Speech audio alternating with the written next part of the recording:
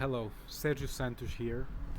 I recently made a post about anxiety and about an aspect that is rarely talked about.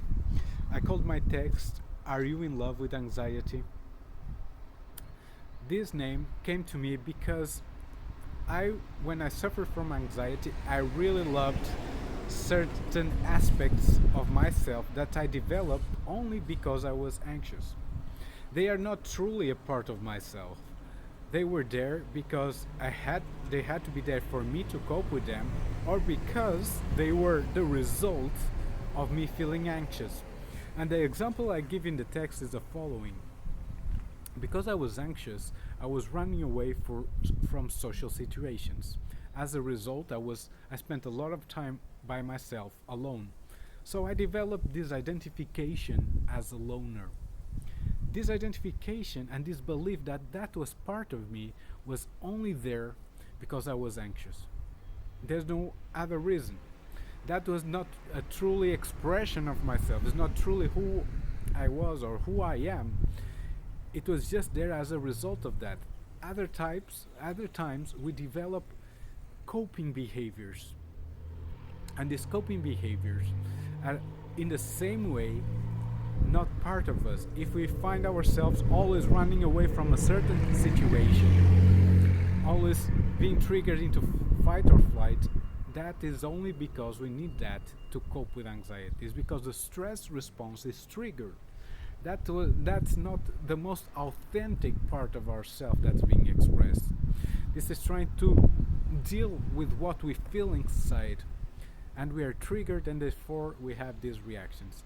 So my text is all about that, and it's about you being clear and asking yourself if you've been struggling with anxiety for a long time and nothing seems to work. You need to ask yourself and be honest. Are you in love with anxiety? Are you in love with certain personality traits that are just a result of being anxious? And how do you detect that?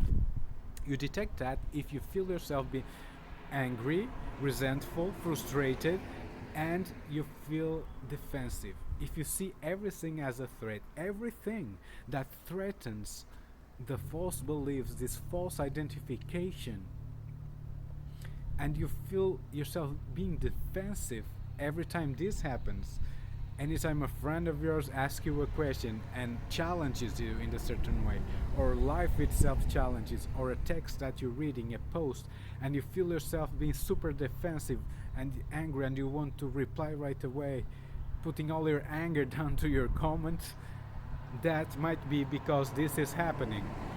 Is because you either fell in love with anxiety itself in a toxic love relationship, most like a couple that is, instead of being united by love, is united by fear, with the fear of being alone, with the fear of being rejected, and therefore you're united with your anxiety because of that, because you're afraid of stepping out, of challenging yourself, you're afraid of failing, of being rejected.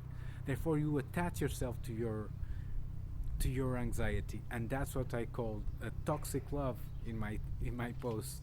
You develop this is not true love, is uh, a toxic, distorted love, a strong attachment that leads you into living your life always holding back, always feeling that you're not authentic, always feeling that you're not expressing yourself freely in the way that you want to express yourself.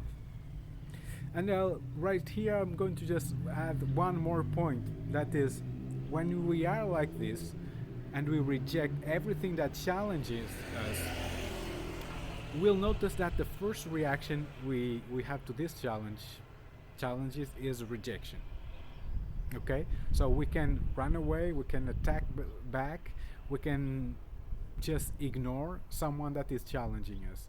So one thing that you can control after we feel that trigger and that initiation of a rejection reaction, we can stop, we can breathe in and out, and we can change our attitude. So many times we cannot control the reaction we have inside of us, but one thing that is easier to control is our attitude, the attitude that we have once we are triggered, or once we know, let's say we know that we're going to face someone that is going to trigger us, or we're going to enter a situation that is going to trigger us, we can, before we do, we can define our attitude in a more productive way.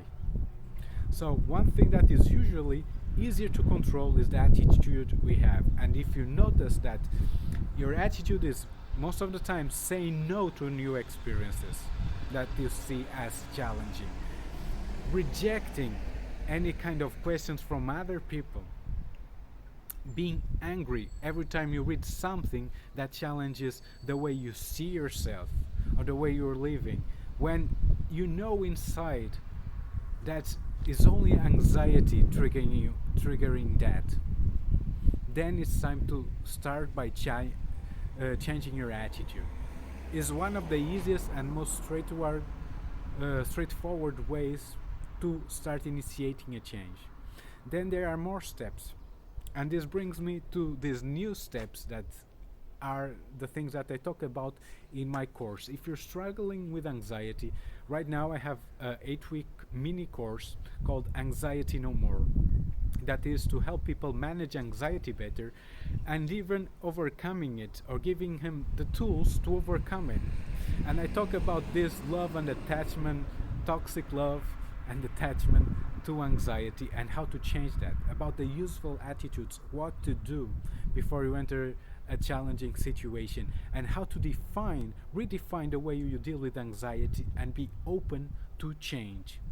Be open to do something that most of us, when we feel anxious, we reject completely. That is the idea that we can overcome anxiety fully. So, if you want to know more about this and you're interested in changing the way you manage anxiety, then send me an email or direct message, leave a comment below, and I'll give you some guidance. And I'll tell you how my course can help you in your own journey. That's all for today.